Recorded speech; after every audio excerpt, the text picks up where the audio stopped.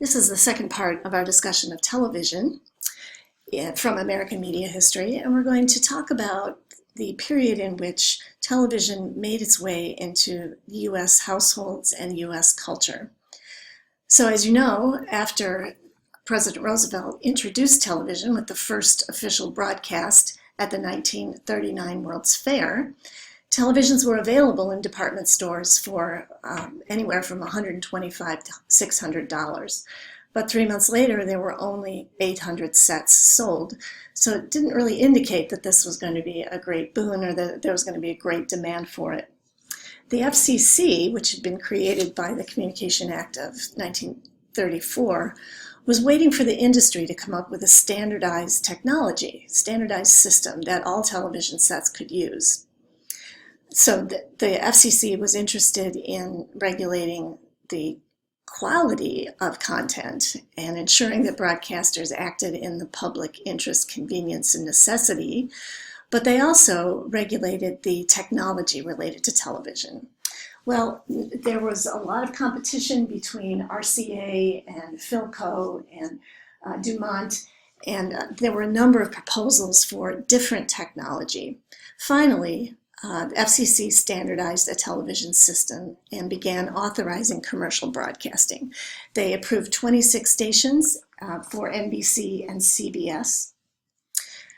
After all that happened, however, television's future was put on hold because of World War II. So just like World War I, when film was developing, the government stepped in and took over the technology and the use of television to prepare the nation for entrance into war.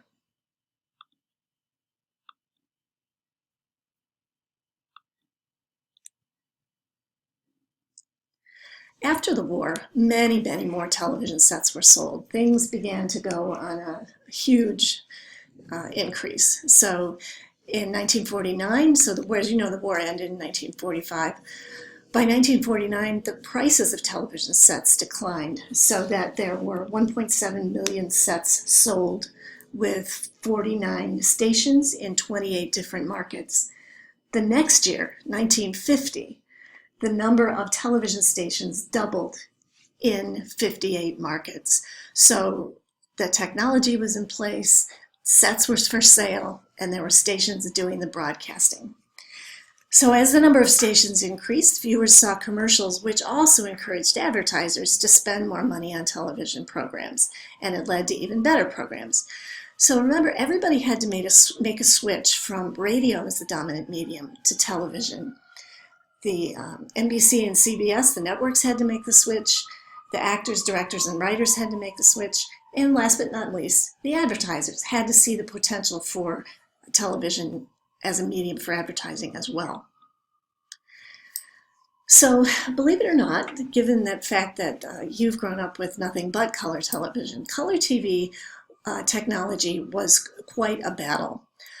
Both Sarnoff and William Paley had different mechanisms for color television. They had different plans for how to get it done. They had different technology. Now this is a problem because you have to have television sets that match the particular system. So this is why you can't just say, okay, let's just start making programs in color. So there was a vicious fight for dominance in the color TV technology. Peter Goldmark, who worked for CBS, was fascinated by the idea of color television, and he perfected it in 1946. Paley saw the benefit of this as a threat to his arch nemesis, David Sarnoff, and saw it as a means of truly dominating the television industry. Well, David Sarnoff, as you can imagine, didn't take this sitting down. Even though in 1950 the FCC approved CBS's color television, they would reverse that decision in 1953. So as I said, why would they do that? Well, CBS had maybe a great system, but the televisions weren't equipped for it. And furthermore, color television sets were put on hold because we had another war, the Korean War, in which materials for the war were needed.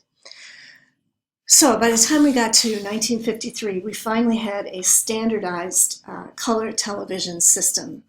I will tell you, though, that I recall that color television was quite the luxury, and we didn't begin to see color television until the 1960s in our middle-class Chicago homes. In our next segment, we'll go ahead and start talking about TV entertainment.